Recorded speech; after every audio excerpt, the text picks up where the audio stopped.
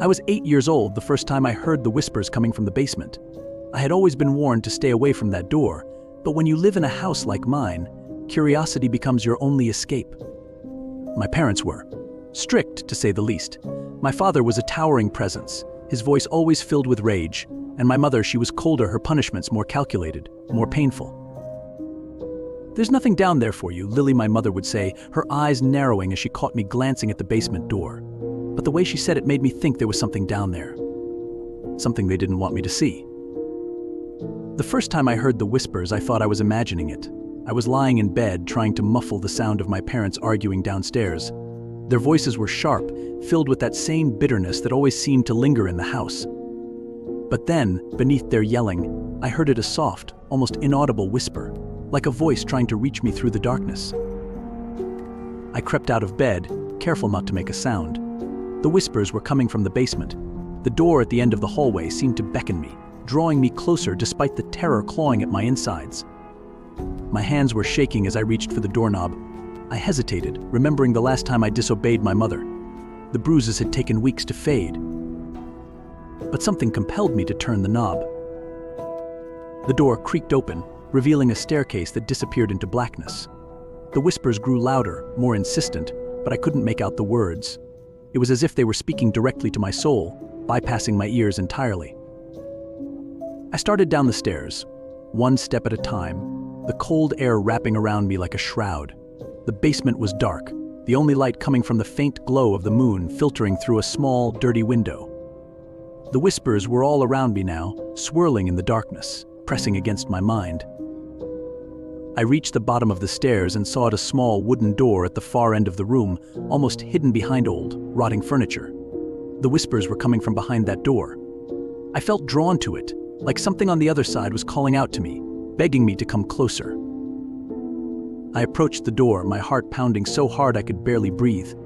I knew I shouldn't be down here, that my parents would kill me if they found out, but I couldn't stop myself. I had to know what was behind that door. I reached out, my fingers trembling as they brushed against the rough wood. The door felt cold, unnaturally so, and the whispers intensified, filling my head with a cacophony of voices. They were louder now, and I could finally make out what they were saying. "Lily, help us." I froze. The voices weren't just whispers anymore, they were pleading, desperate cries for help. And they knew my name. I yanked my hand back, terror seizing my heart. I wanted to run, to get as far away from that door as possible, but my feet wouldn't move. It was like I was rooted to the spot, unable to escape the voices that were now screaming inside my head. "Please, Lily, let us out." I backed away, stumbling over my own feet as I scrambled for the stairs. The whispers turned to screams, echoing in the dark basement as I ran up the stairs 2 at a time. I slammed the door shut behind me, my breath coming in ragged gasps. The house was silent, my parents' argument having ended at some point while I was in the basement. The only sound was the blood rushing in my ears. I never told my parents what I heard. I knew they wouldn't believe me, or worse, they would. But after that night, I couldn't stop thinking about the voices. Who were they? Why were they trapped behind that door? And why did they sound so familiar? The next day, I noticed something strange. My parents were acting different. They weren't yelling as much, and they barely looked at me. It was like they were avoiding me. I caught my mother staring at me with an expression I'd never seen before, fear. As the days went by, I became obsessed with the basement door. I couldn't get the voices out of my head, their pleas for help echoing in my mind day and night. I started to have nightmares, waking up in a cold sweat with their screams ringing in my ears. Then, one night, I couldn't take it anymore. I had to go back. I had to know the truth. I waited until my parents were asleep before creeping out of bed. The house was deathly silent as I made my way to the basement door. My hands were shaking as I turned the knob, but this time I didn't hesitate. I descended the stairs, the whispers growing louder with each step. When I reached the bottom, the door at the far end was wide open.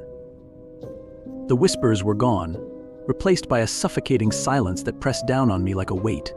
I stepped into the room, my heart racing. The air was cold, and I could see my breath in the dim light. I moved closer to the open door, my footsteps echoing in the stillness. As I peered into the darkness beyond the door, I felt something brush against my arm. I jumped back, but there was nothing there.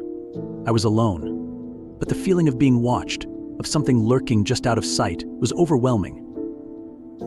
I reached out, my hand trembling as it touched the edge of the door. It swung open wider, revealing a small, dark room. In the center of the room was a wooden crate, its lid slightly ajar. The air was thick with the smell of decay, and I gagged, covering my mouth with my hand. I knew I shouldn't look inside, but I couldn't stop myself. I had to know. I stepped closer, my heart pounding in my chest. I reached out, my fingers grazing the rough wood of the crate. With a deep breath, I lifted the lid. Inside, I saw the source of the whispers. Small, skeletal figures huddled together, their empty eye sockets staring up at me. They were children, their bones twisted and broken, their tiny hands reaching out as if begging for help. And then I saw their faces I recognized. They looked like me. A scream tore from my throat, and I stumbled back, dropping the lid with a loud bang. The whispers returned, louder and more desperate than ever. "Lily, help us, please." I turned and ran, bolting up the stairs and slamming the basement door behind me. I didn't stop until I was in my room, the door locked behind me. I could still hear the whispers, faint but persistent, echoing in my mind.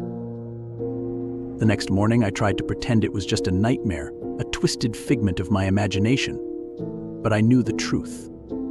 The voices, the children in the crate, they were real. And they were trapped down there, in the basement, just like I had been trapped in this house my entire life. But now I was free. My parents had disappeared that night, and I never saw them again. The police searched the house, questioned me, but they found nothing. No trace of my parents, no evidence of what I had seen in the basement. But I know they're still down there. I can still hear their whispers. And sometimes, late at night when the house is silent and the world is asleep, I hear them calling my name. And I wonder how long it will be before they come for me too.